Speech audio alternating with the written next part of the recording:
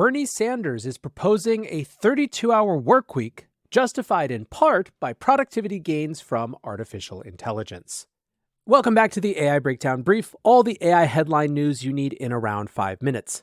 Quick disclosure here, we haven't had this come up very much, but I want to explain my perspective on covering politics on this show. What you will not hear on this show is me taking a lot of positions on policy unless they are perhaps directly about AI. But what you will hear is coverage when AI becomes part of the political discourse.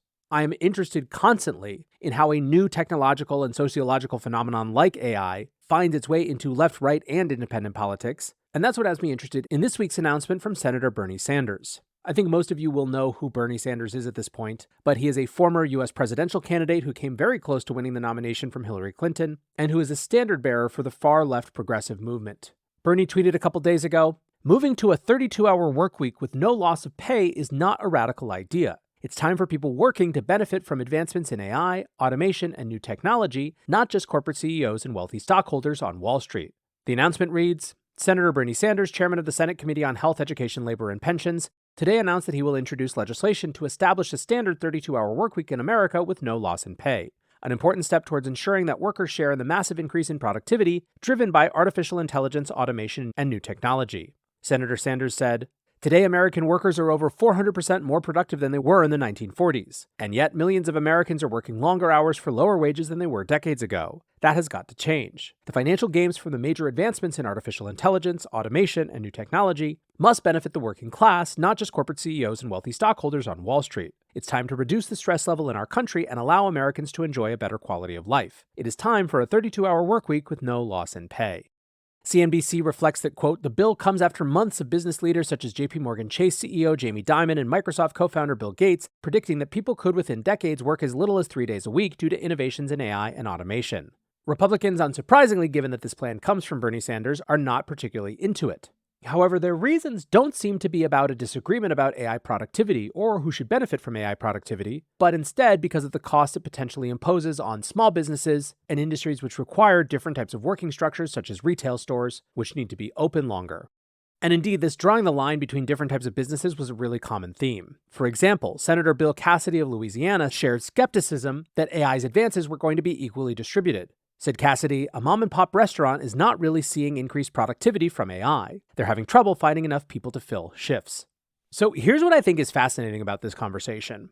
It is very, very different than the other political conversations that we're having so far about artificial intelligence. Those conversations tend largely to be about regulation and the relationship between big tech and the government. In fact, many of them echo longer-term themes of big tech and its power that we've been discussing for a decade or more now. There is also, of course, some amount of X-risk conversation and concerns about AI safety. What Bernie Sanders, however, is bringing up here and instigating a conversation around is how the benefits of AI are distributed. It carries with it an implicit assumption that AI is here to stay, that it is having a positive impact on productivity, and that because of that, we should make different decisions as a society about the social contract.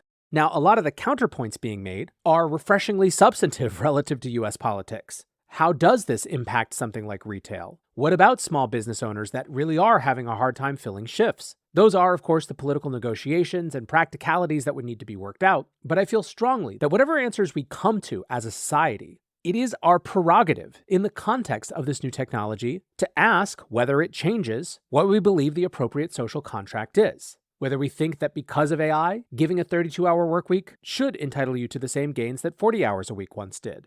I like very much when we save our breath for good conversations to have. And I tend to think, almost no matter what perspective you're coming from on the answer to this one, that it firmly falls in that good conversation to have territory. Another conversation that some are having is whether celebrities should be resurrected by AI or not. Although frankly, I tend to think that this is one where the ship has sailed, and it's going to be very, very hard to get this toothpaste back in the tube. We have later this year an Elvis experience coming to the stage, and at South by Southwest this year, a company called Authentic Brands Groups, which had acquired Marilyn Monroe's intellectual property in 2011, created something that they called Digital Marilyn, which uses AI to recreate her voice and affectations in real time. Right now, these mostly function as a Rorschach test for what people think about AI, But whatever you think, I would expect more, not less of these, especially in the context of artists increasingly cashing out and selling their music catalogs and other types of IP rights while they're still alive, leading to a lot more legal openness for this type of avatar duplication.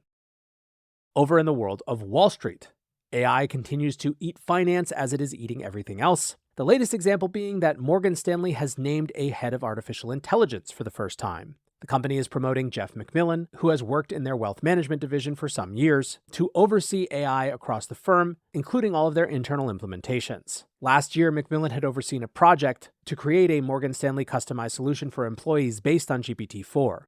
The announcement reads, "In his new role, Jeff will coordinate across the firm to ensure we have the appropriate AI strategy and governance in place. In doing so, he will partner with the business units and infrastructure areas to identify and prioritize AI opportunities, help position the firm within the flow of AI development across the industry, and ensure that Morgan Stanley continues to be a well-respected innovator in AI." Finally today, over in Startupland, confirmation of a deal that the information first reported on back in February. Together AI, which is a company that helps AI developers access NVIDIA chips, particularly enterprise customers, to train and fine-tune their models, has raised a $106 million round valuing the company at $1.25 billion. The round was led by Salesforce. That is going to do it for today's AI Breakdown Brief. Next up, the main AI Breakdown.